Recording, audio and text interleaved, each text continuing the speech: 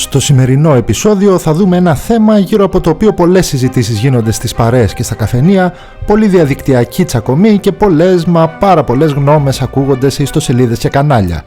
Το θέμα, όπως λέει και ο τίτλος του βίντεο, είναι το εάν οι Αλβανοί αποτελούν ένα αρχαίο φύλο με ιστορικές καταβολές στην περιοχή από τα προϊστορικά χρόνια ή αν όχι.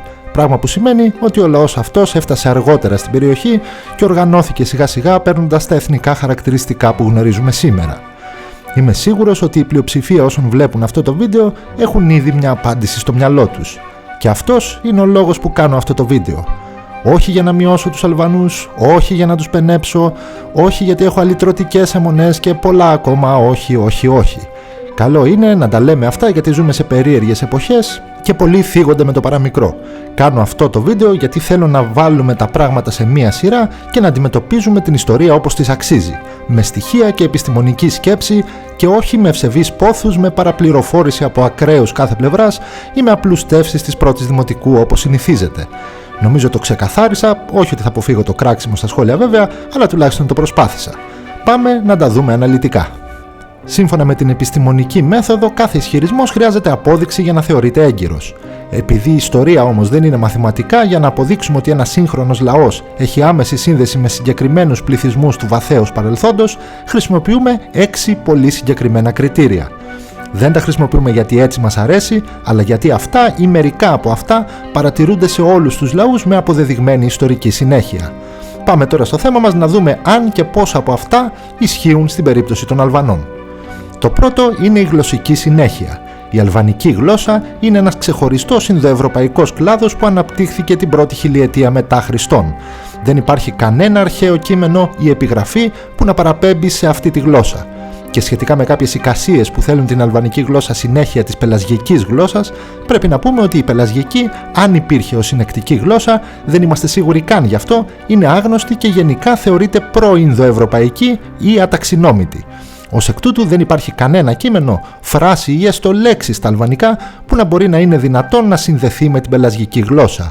Η γλωσσική συνέχεια, πρέπει να ξέρετε, θεωρείται το ισχυρότερο κριτήριο καταγωγής και στην περίπτωση των Αλβανών απουσιάζει πλήρως. Δεύτερο κριτήριο είναι η ιστορική συνέχεια. Οι Αλβανοί ως ξεχωριστή εθνότητα εμφανίζονται για πρώτη φορά σε κάποια βυζαντινά κείμενα γύρω στον 11ο αιώνα. Όλες οι αρχαίες φυλές που θα ήταν δυνατόν, έστω γεωγραφικά, να σχετίζονται μαζί τους, όπως οι Πελασγοί, αν το παρατραβήξουμε, και ξαναλέω τους Πελασγούς γιατί είναι αρκετά δημοφιλής η θεωρία ότι οι Πελασγοί έγιναν οι Λυριοί και αυτοί με τη σειρά τους έγιναν οι σημερινοί Αλβανοί. Οι αρχαίες πηγές λοιπόν σταματούν να τις αναφέρουν περίπου από την κλασική ελληνική περίοδο, δηλαδή τον 5ο με 4ο αιώνα π.Χ. Κανένας αρχαίος ιστορικός δεν περιγράφει μια συνεχή πελασγική επιβίωση για παράδειγμα και αυτό δημιουργεί ένα κενό 1500 ετών, πράγμα που δεν επιτρέπει τον ισχυρισμό ότι κάποιοι από αυτούς τους λαούς εξελίχθηκαν στο γνωστό μας αλβανικό έθνος. Τρίτο κριτήριο είναι η αρχαιολογική συνέχεια. Τα αρχαιολογικά στρώματα στην Αλβανία και γενικά στην Ήπειρο δείχνουν ξεκάθαρες διαφορές μεταξύ της εποχής του Μεσαίωνα που πρωτοεμφανίστηκαν ιστορικά οι Αλβανοί και της εποχής του Χαλκού όπου ζούσαν οι Πελασγοί. Με απλά λόγια, δεν υπάρχει μια συνεχής αλυσίδα οικισμών, ταφικών μνημείων ή κεραμικών εθήμων που να συνδέει αυτές τις δύο περιόδους. Ανταυτού βρίσκουμε αιώνες ολόκληρους πολιτισμικής αντικατάστασης. Το τέταρτο κριτήριο είναι τα γλωσσικά στρώματα. Το αλβανικό λεξιλόγιο περιέχει έντονες λατινικές, βυζαντινές ελληνικές και σλαβικές επιρροές. Αυτό μας επιδεικνύει ότι η αλβανική γλώσσα κρυσταλλώθηκε το νωρίτερο κατά την ύστερη αρχαιότητα.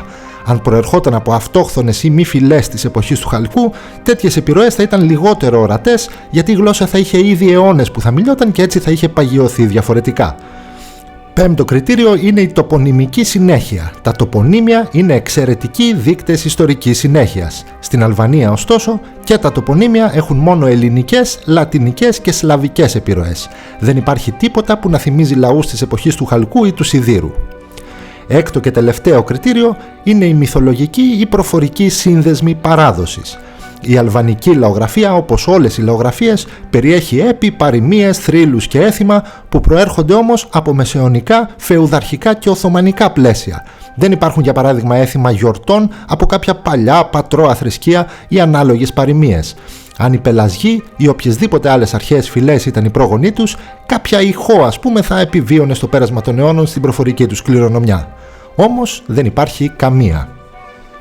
Όπως γίνεται φανερό νομίζω, σε κανένα από τα 6 αυτά αντικειμενικά κριτήρια το αλβανικό έθνος δεν μπορεί να συσχετιστεί ως λογική συνέχεια κάποιου της αρχαιότητας.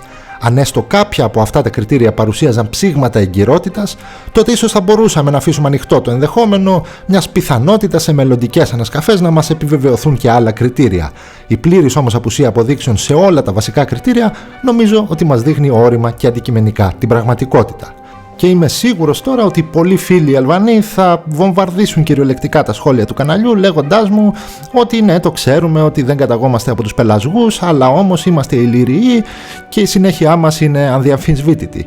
Θα το πούν αυτό γιατί αυτά μαθαίνουν στα σχολικά βιβλία και αυτό το αφήγημα είναι πάρα πολύ δημοφιλές μεταξύ αλβανικών εθνικιστικών κύκλων. Εδώ θα πρέπει γρήγορα να πω ότι δεν προκύπτει από πουθενά, από καμία ιστορική μελέτη ή καμία ιστορική σκαπάνη ότι αυτό το επιχείρημα είναι αληθές. Αυτό το λέω απλά ως μια σημείωση για να μην χρειάζεται να απαντάω στον καθέναν ξεχωριστά στα σχόλια. Και εδώ που τα λέμε είναι και λογικό να μην ισχύει, δεδομένου ότι οι Ηλυριοί δεν έπεσαν μια μέρα από τον ουρανό, οι Ηλυριοί πρέπει να υπήρχαν στην περιοχή ως συνέχεια κάποιων αρχαιότερων από αυτούς λαών και οι οποίοι εξελίχθηκαν και μεταμορφώθηκαν και έφτιαξαν τον πολιτισμό που έφτιαξαν και συνέχισαν στην πάροδο του χρόνου με τη γνωστή καταγεγραμμένη ιστορία τους.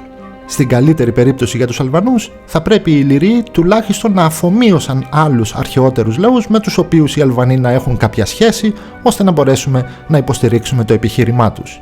Νομίζω καταλαβαίνετε τι θέλω να πω, οπότε ας το κλείσουμε εδώ. Στην ερώτηση του 1 εκατομμυρίου τώρα. Έχει η καταγωγή των Αλβανών κάποια σημασία για τη σημερινή εποχή, για το πώς βλέπουμε τη χώρα αυτή, για το πώς αλληλεπιδρούμε με τους πολίτες της ή για τυχόν προσδοκίες μας ή απαιτήσεις, ξέρω εγώ? Η δική μου απάντηση σε αυτό είναι όχι. Έχει όμως σημασία να κάνουμε κάτι που τείνει να εξαφανιστεί στις μέρες μας. Να λέμε ελεύθερα και αντικειμενικά τα σίκα και τη σκάφη. Και κάπου εδώ επιτρέψτε μου να πω και 1-2 πραγματάκια σχετικά με το κανάλι, επειδή με ρωτούν πολλοί στα σχόλια ή σε προσωπικά μηνύματα. Το πρώτο θέμα έχει να κάνει με την αργοπορία μου στο ανέβασμα βίντεο. Να πω λοιπόν σχετικά με αυτό, κάτι που έγραψα ήδη και στην κοινότητα του καναλιού, ότι τον τελευταίο καιρό το κανάλι ήταν χακαρισμένο. Δεν είχα την παραμικρή πρόσβαση, οι εισβολείς διαχειρίζονταν τα πάντα και εγώ ήμουν στην απέξω. Τέλος πάντων, μετά κόπων και βασάνων κατάφερα να ανακτήσω την πρόσβαση στο κανάλι με τη βοήθεια και του YouTube φυσικά, αλλά και πάλι χρειάστηκε αρκετός καιρός για να διασφαλίσω ότι κάτι τέτοιο δεν θα συμβεί και στο μέλλον. Το ποιοι ήταν εκείνοι που έκαναν το χακάρισμα βέβαια παραμένει άγνωστο. Το δεύτερο θέμα, για το οποίο επίσης λαμβάνω αρκετά μηνύματα, είναι γύρω από τον πόλεμο Ισραήλ και Ηνωμένων Πολιτειών με το Ιράν. Όχι παιδιά, δεν αποφεύγω να πάρω θέση, ούτε αποφεύγω να παραθέσω κάποιες πληροφορίες που τυχόν γνωρίζω. Το μόνο που αποφεύγω είναι να είμαι βιαστικός. Καλό είναι να δίνουμε χρόνο πριν βγάλουμε συμπεράσματα και αυτό έχω σκοπό να κάνω. Επομένως, πολύ σύντομα θα έρθει ένα βίντεο όπου θα αναλύουμε τα πράγματα με ψυχραιμία και αντικειμενικότητα, όπως κάνουμε συνήθως. Αυτό ήταν το σημερινό επεισόδιο. Πείτε μου κι εσείς την απάντησή σας στα σχόλια, να δούμε αν συμφωνούμε και γενικά οποιαδήποτε άλλη παρατήρηση, ερώτηση ή διόρθωση. Για την ώρα σας χαιρετώ και τα λέμε πάλι στο επόμενο επεισόδιο.